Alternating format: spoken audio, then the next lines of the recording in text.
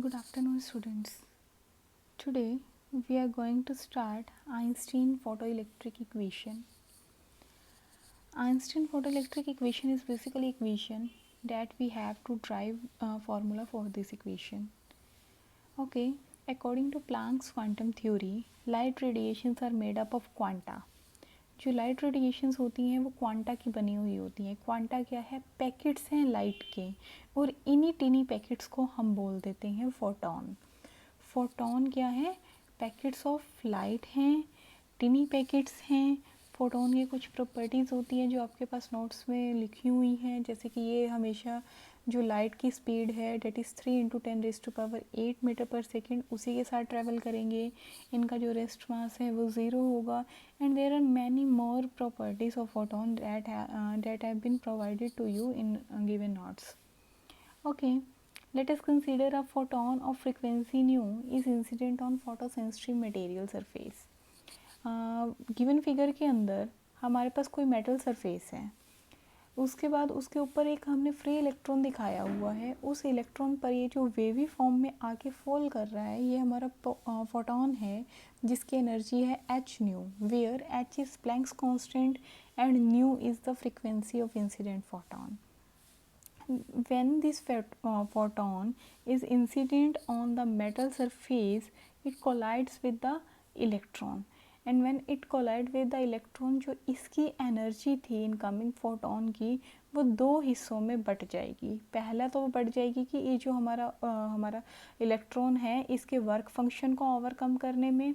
For example suppose कीजिए कि ये 5 जूल एनर्जी के साथ फोटोन है जो आ रहा था, तो 2 जूल तो इसकी कंज्यूम हो गई वर्क फंक्शन को ओवरकम करने में. बच कितनी गई?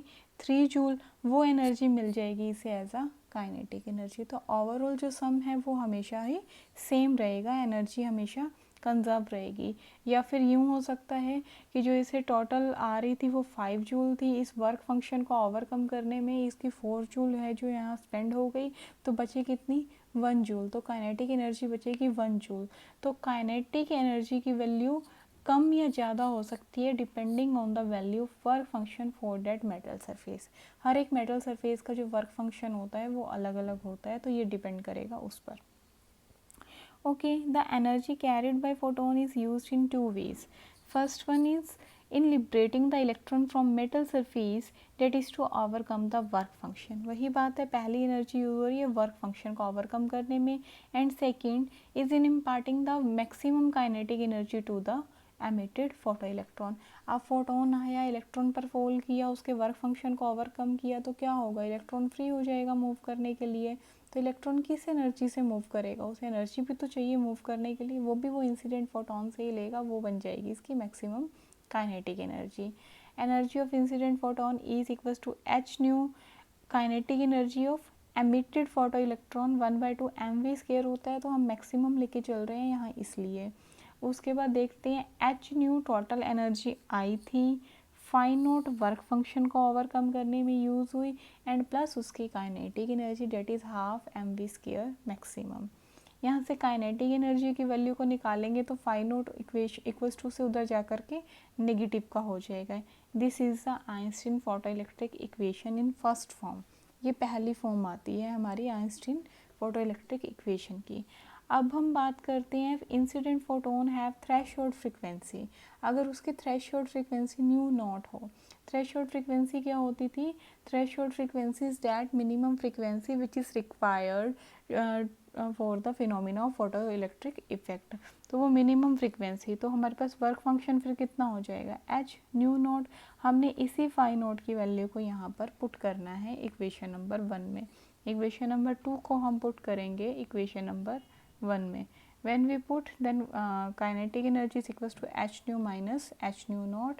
Here we can take h as a common factor, and inside the bracket we will have nu minus nu naught. This is the final form of Einstein photoelectric equation. Then here are 4 laws of photoelectric emission.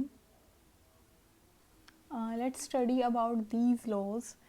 First law is if the intensity of incident radiations is increase. अगर intensity बढ़ेगी तो उससे क्या होगा?